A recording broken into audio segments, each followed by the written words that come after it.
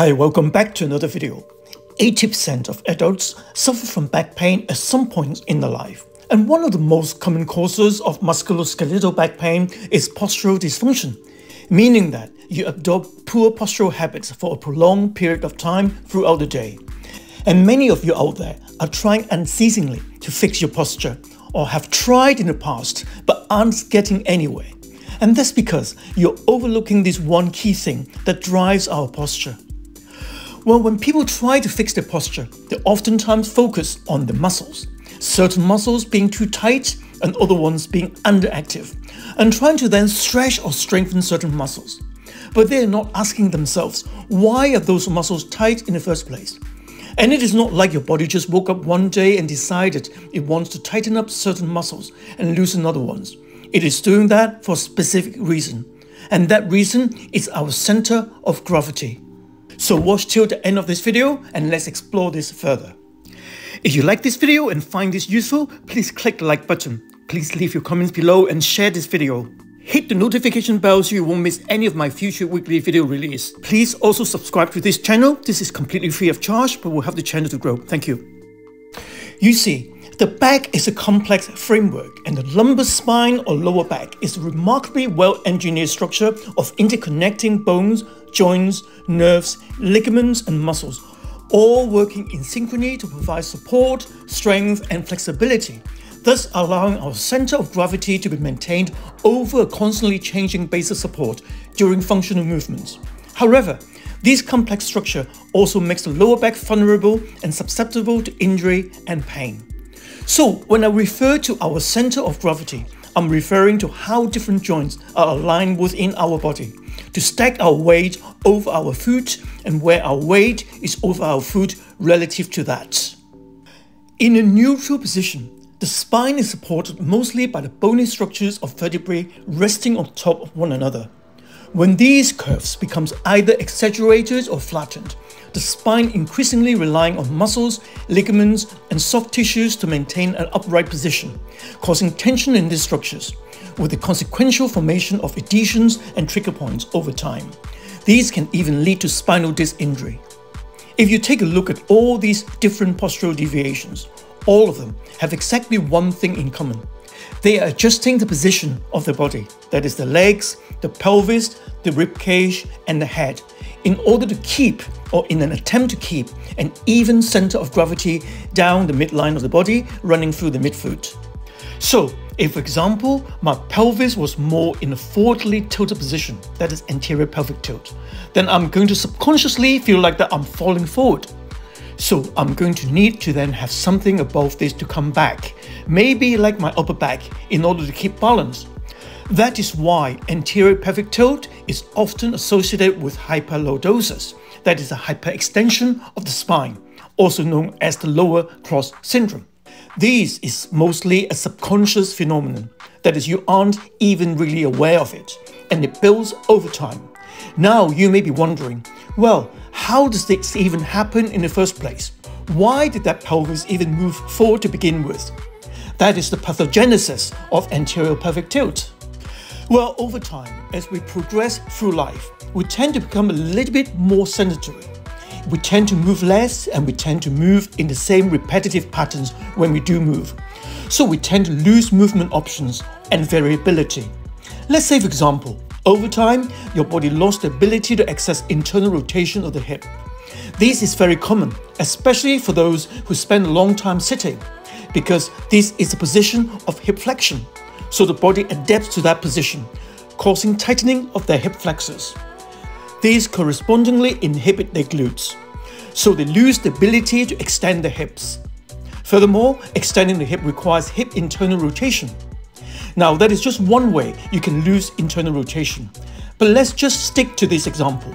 If you don't have the ability to internally rotate your hip, then dumping your pelvis forward into an anterior tilt will help to push the femur back within the hip socket, and that will help you to access compensatory internal rotation.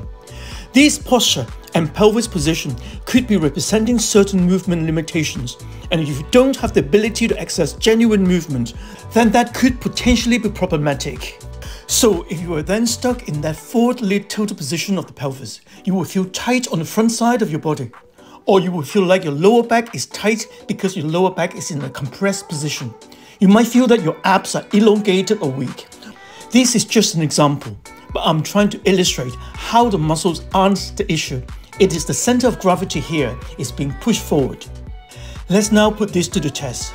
Just stand up with a neutral spine, feet hip width apart, with your weight evenly distributed from the front of your foot all the way to the back, an even 50-50 split.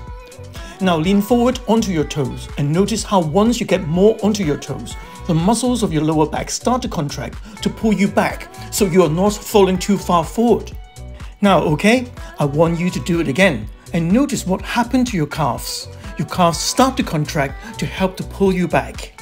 Now I want you to try this way back posture. I know I'm exaggerating this a bit, but you will feel your glutes and hamstring contracting so that you don't fall too far under yourself.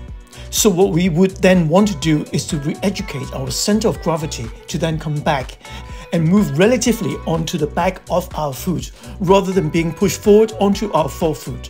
And then the muscles will let go because they're not trying to hold us in that position for fear of falling forward. And then you might see your mobility start to come back because your body can access a neutral position. It is not being stuck in one position. Let me give you another example. Let's say if you lack shoulder internal rotation, that is telling me that you are forward and you have tight chest muscles. And this is because your sternum is depressed because you're rounded in your back in an attempt to balance your center of gravity over your foot. So these become tight and you get held in that position and you can't internally rotate anymore. But if you can get them to shift back now, all of a sudden it can open up. You can access that much needed shoulder internal rotation again. So the goal would be to learn to stack the head over the ribcage, over the pelvis, over the midfoot, and be able to access that position. I don't need you to adopt this so-called perfect posture all day. I just need you to know what it is and be able to do that neutral position. And the purpose of this is so that you can move from neutral to other positions and then back to neutral again. That is the key. But when you're stuck in a certain so-called bad posture day in and day out, you're not able to access that neutrality and you're going to find substitution to fill the gap of range of motion or movement deficit because you can't get in other positions effectively without compensation. See, if you have an anterior pelvic tilt with a corresponding hyperextended back, that is hyperlordosis, then that means that your center of gravity is being pushed forward within your lower body in all likelihood. So we want to learn to bring that pelvis back. What's really interesting is that you can have the opposite pelvis presentation. That is posterior pelvic tilts where it is dumped under you like this. But still, this is dumping your weight forward and under you. So your weight will still be actually moving relatively forward within your foot relative to your pelvis. So what we want to do is still to bring this back and stack this better over your midfoot. And a really good way I like to start to educate a better stack of the structures of the head over the ribcage, over the pelvis, is with a wall supported drill like this. This is the wall supported reach with the ball hold. We're going to start with an object in between our knees. That is a little bit compressible that allows our knee to stay in line with our toes. So it is not too large, shoving our knees out, and it is not too small, making our knees collapse in. And we're going to place it in between the mid part of our thighs here. Now we're going to get 1 foot length away from the wall. So we take one step, place your heel in line with your toes of that back leg. And now we get the toes straight ahead, with your feet hip width apart. Now we're going to make sure that our head is stacked over our ribcage and our pelvis, so that we want a lot of our back touching the wall with our head nice and relaxed. Our gaze looking straight ahead. And then what we are going to do is to feel the foot contact on the inner heel and the first metatarsal head on both sides evenly. That doesn't mean that we lose the outside foot contact and roll off it. That just means that where our focus is on both sides evenly, our bias is there. Now feeling on the wall, the most important contact of our lower back is our PSIS, posterior superior iliac spine. And those are the bony spots on the back side of your pelvis. So you're going to be focusing on those foot contacts and on the wall, the PSIS evenly on both sides relative to what you are capable of doing. Now you're going to place your hands on a chair or a rod, something that you can roll or push. And you're just going to reach it away from you not letting your sternum depress. So you're going to stay again nice and tall and stacked. So you're just going to reach that slightly away. That is going to give you some protraction of your shoulder. So your shoulder blade is going to move away from your spine. But you're going to remain tall. Now, all you're going to do is to breathe in through your nose silently and out through your mouth for about 5 seconds of an exhale. At the end of that exhale, you may feel a little bit of side abs engagement, not your six-pack abs, but your side abs, and you're going to maintain a slight contraction in those side abs as you silently and slowly inhale through your nose. And that is going to give you some nice opening of the back side of your rib cage, and you should feel some expansion back there. All the while, remember, don't lose that PSIS on the wall on either side. Don't lose those foot contact on either side. The biggest thing to watch out for here is people having the tendency to clench the glutes. We don't want that to happen.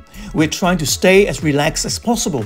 So please check in with yourself and ask, are my glutes relaxed? And if not, then what you can do is to give that ball a little squeeze, maybe 3 or 4 out of 10, not much more than that, before you try to find your PSIS contact and those foot contacts. So squeeze and then let go. That should make it easier for you to keep your glutes relaxed. Another common postural deviation is hyperkyphosis with rounded shoulders, forward head posture, and a posteriorly tilted pelvis, with the center of gravity being pushed forward. Please check my previous video on the truth about forward head posture. Well, how about side-to-side center of gravity issues? Let's say I'm pushed over to my left side like this, and I had a left hip that was higher and I would have a right hip that was lower. Well, in this case right here, I would have a center of gravity that is shifted to my left side. So I would want to do exercises that help me better push my center of gravity to the right and accept that load within my right side. Please check out my videos on fixing lateral pelvic tilt. Well, I really want to show you guys with this video that it is not about tight muscles, it is about center of gravity control. And you will see that as you start to get better at this stuff and you understand where your center of gravity is, muscle typically let go. Until next week, take care. Thank you for watching until the end. If you like this video, please click the like button. Please leave your comments below and share this video. Hit the notification bell so you won't miss any of my future weekly video release. Please also subscribe to this channel. This is free of charge but will help the channel to grow. If you're interested in improving your health and fitness or losing weight, if you suffer from or wish to prevent back pain, please take a look at my book, which is now available from Amazon worldwide. Thank you.